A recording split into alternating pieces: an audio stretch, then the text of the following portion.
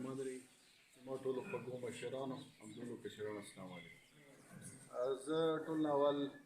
د طارق بھائی د خاندان قدرګل حاجي صاحب د ټولو ډېره شکریا ادا کوم چې دلته موږ ته دعوت راکړو ما ته او عمران خټک صاحب ته دلته کې د راتګ بیا موږ سره د شاملېدو ډېره شکریا او الحمدلله وخت مخکې هم ثابته کړې ده او بیا به هم ثابتوي چې کومه فیصله چا هم کړې ده پاکستان تحریک انصاف کې د شمولیت نو هغه ټیک ثابته شوې ده او انشاءالله مخکې هم به هغه څه ټیک ثابتېږي که تاسو یاد شي داسې ملګري وو کېدای شي دلته وي چې کله عمران خان صاحب دلته کې نوشهر ته راغلی او په 2013 کې جلسه وه نو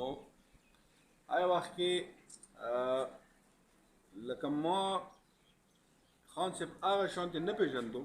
خو ما یوه خبره هغه وخت کې قوم ته خپل کړې وه چې د موږ قوم چې څوک مشر کوي عمران خان صاحب دا به نه تاسې په اردو کې ما خو چونکې تقریر کړی نو ما هغه وخت کېلي چې نہ یہ جھکا ہے نہ اپنی قوم کو جھکنے دے گا نو الحمدلله هغه ثابت کړه تقریبا نه یا لاس کوله بعد هغه دا ثابت کړه چې هغه د ټیټېدنه ولا نه ده او نه خپل قوم چې کوم ده هغه داسې کمزوری کوي چې یا دې چاته سار کېږي الحمدلله دې وخت کې تاسو په وړاندې دي چې کوم زه به دا وایم چې په دې وخت کې کوم جنګ عمران خان صاحب روان کړی ده د قوم جنګ ده ټول په ډېر په تکلیف کې وو په خپله ډېر په تکلیف کې ده خو وینې چې که فرض کا د خلکو سره جنګ ونه کړي نو موږ ملک چې کوم حالاتو ته ورسېدو دې نه بدتر حالاتو طرف ته ځي نو لکه مطلب چې یو کاس د دومره اخلاص سره د قوم دپاره منډه ووایي نو موږ باندې دا حق جوړېږي که نه چې موږ هم ورسره ملګري شو ځکه چې که تاسې کتلي په تېر شوي وختونو کې همیشه څه شوي دي یوه طرف نه به یو اسلام نوم ولا کاس پر راغلی یو د اسلام نوم به یې اخیستی و د موږ پښتانه او مسلمانان یې غلط کړي دي او بیا چې کوم دا نه ووټ وړی ده او بیا خپله فایده اوچته کړي چا د پښتون نوم استعمال کړی ده چا د روټي کپړه مکان نوم استعمال کړی ده مختلف حربې وې چې هغه به استعمالېدې او مختلف شکل کې به دا خلک راتلو چې عمران خان صاحب پکې رالو نو دغه تبدیلي راله چې لکه دا ټول چې څومره هغه خلک چې د وبل مخالف وو ټول ورته یو ځای شو که تاسو وګورئ دې وخت کې ANP پیپل پارټي JUI او دا نور څومره پارټۍ دي دا ټول یوه طرف ته شوي دي مسلم لیګ نون شو بیا ورسره دا MQM شوه دا ټول هغه خلک وو چې تر اوسه پورې وبل په وینه هم نه مړېدلي او اوس چې ویني چې دی مستقبل چې کوم دا سام نه ده او دې ته خطره ده نو دې ټول چاته یو ځای شو عمران خان ته یو ځای شو نو لکه دا څه وجه ده وجه همدغه ده چې هغې خپل هغه دوکان چې کوم کلاو کړی چې کوم کاروبار هغې کلاو کړی هغه کاروبار چې کوم ده هغې بندېدو والا ده او انشاءالله چې عمران خان چې څنګه یې چې زه به دې سره احتساب کوم مخکې چې څنګه یم ما نه احتساب هغه شانتې دې زه پرې نه شوم مخصوص قوتونو خو دې ځل به زه انشاءالله احتساب کوم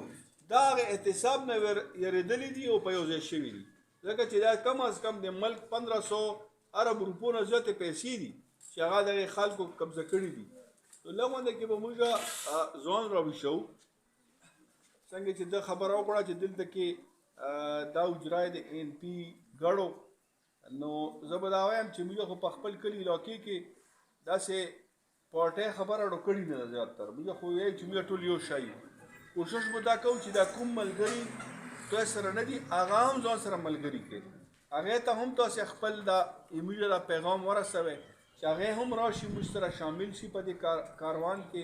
دا کاروان چې کوم دا په مخ کې ځي انشاءالله او دې مقصد به څه چې هغه د موږ د راتلونکي خپل د بچو مستقبل لپاره به جنګ کوي ځکه چې موږ خو چې څومره دلته کې ډېر پکې سپین ناست دي موږ خو ټایم تېر ده دې نه پاس خو موږ د بچو مستقبل خبره ده نو هغې ته که موږ لکه چې اوس موږ څومره تکلیف کیو که همدغه خلک په موږ باندې مسلط دي موږ به نور هم په تکلیف کې کېږي نو دې خاتمه او دې نه ځان خلاصول ډېره ضروري ده ګورې موږ ټولو لپاره ضروري ده نو زه خپل خبر را غونډوم، صرف دا خبره کوم چې ان شاء الله تاسو په وړاندې دا موږ دغه نه لاسو کولو کې چې کوم مهنت وکړو، ما مې صرف فنډونه راولي دلته کې موږ چې سمره کې دا موږ کړی دي او مخکې مونږ کوو. اوس دی وخت کې عمران خان صاحب ته موږ ټول ضرورت ده، نو ان شاء الله موږ ټول به هغه سره یو ځای کېږو او د هغه د کامیابۍ دپاره به هم کوشش کوو ان شاء الله. او دغه خلکو چې کومه دغه نور قوتونه یې د خاتمات څخه ډېره